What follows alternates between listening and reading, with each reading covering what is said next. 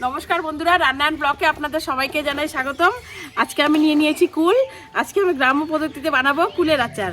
আর আমাদের গ্রামে কিভাবে আমরা কুলের আচার বানাই খুব সহজভাবে, সহজ পদ্ধতিতে, সেটা আজকে আমি তোমাদেরকে বানিয়ে দেখাবো। সবার প্রথমে কুলগুলোর ডাঁঠাগুলো আছে, যে কুলের ডাঁঠাগুলো ফেলায় খুব ভালো করে কুলটাকে ধুয়ে নিব।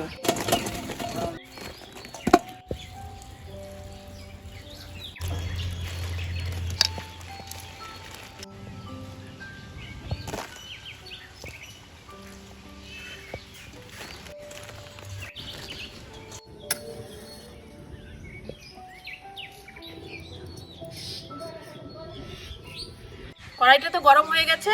কড়াইয়ের মধ্যে দিয়ে দিচ্ছি শুকনো লঙ্কা। সবকিছু শুকনো খোলাইয়ে খুব ভালো করে ভাজে নিব।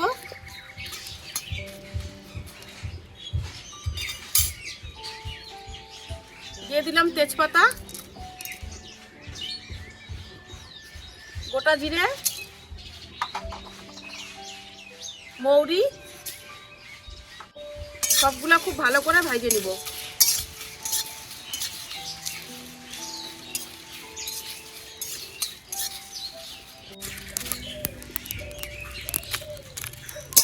এটা তো খুব ভালো করে ভাজা হয়ে গেছে। এখন আমি এটা নামিয়ে নিব।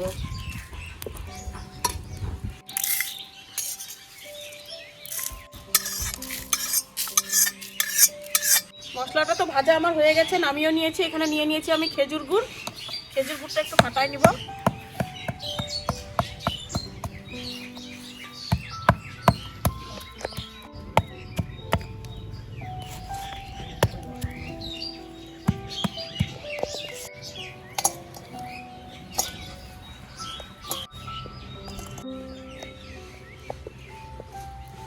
গুড়টার মধ্যে দিয়ে দিচ্ছি জল।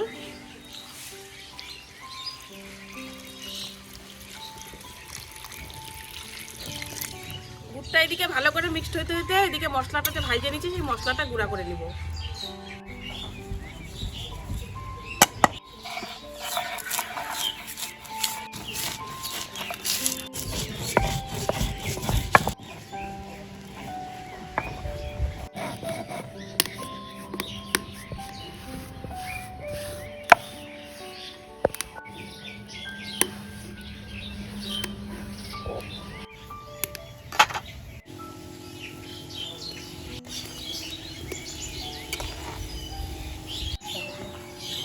গুড়টা তো খুব ভালো করে গুলানো হয়ে গেছে।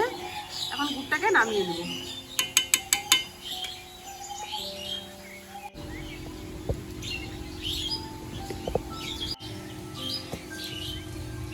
কড়াইয়ের মধ্যে দিয়ে দিচ্ছি আমি সরষের তেল।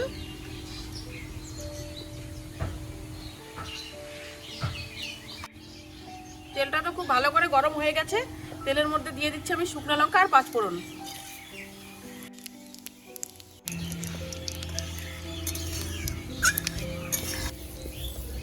পাঁচফোড়ন আর শুকনো লঙ্কাটা খুব কড়া করে ভাজা হয়ে গেছে। এবার কুলগুলা দিয়ে দিব।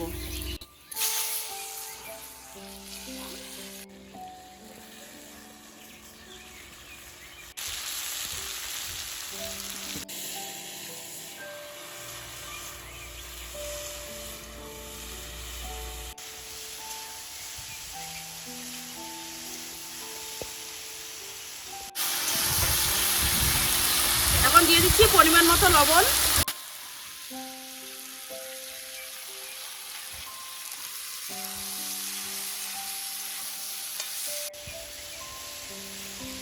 কুলটা তো আমার ভালো করে ভাজা হয়ে গেছে। এখন যে গুড়ের জলটা আছে, গুড়ের জলটা দিয়ে দিব এই কারণে তাড়াতাড়ি, যাতে কুলটা আমার নরম হয় আর সিদ্ধ হয় ভালো করে।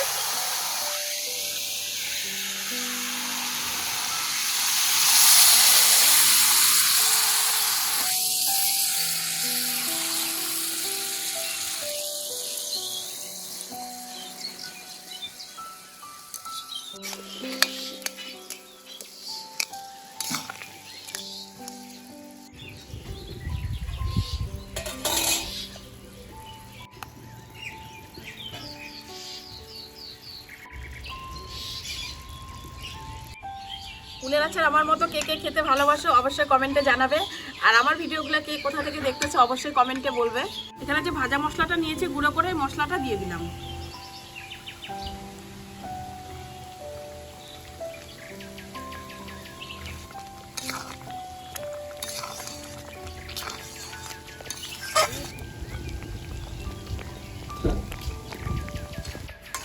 ভাজা মশলাটা আমি এই কারণে সবার শেষে দিলাম, যাতে মশলার সেন্টটা ভালো করে থাকে।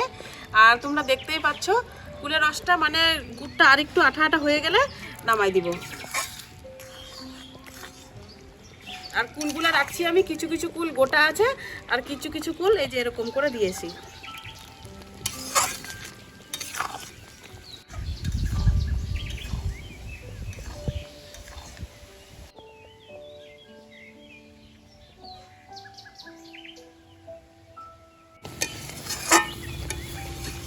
আমাদের আচারটা তো রেডি, আচার এখন নামিয়ে নিবা, টেস্ট করবো।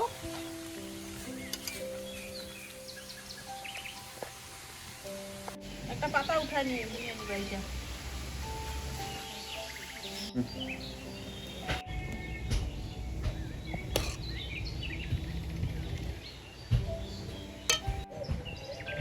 আচার তো আমাদের বানা শেষ হয়ে গেল, এখন আমরা খেতেও বসে গেছি। আচারটা টেস্ট করব কেমন হয়েছে।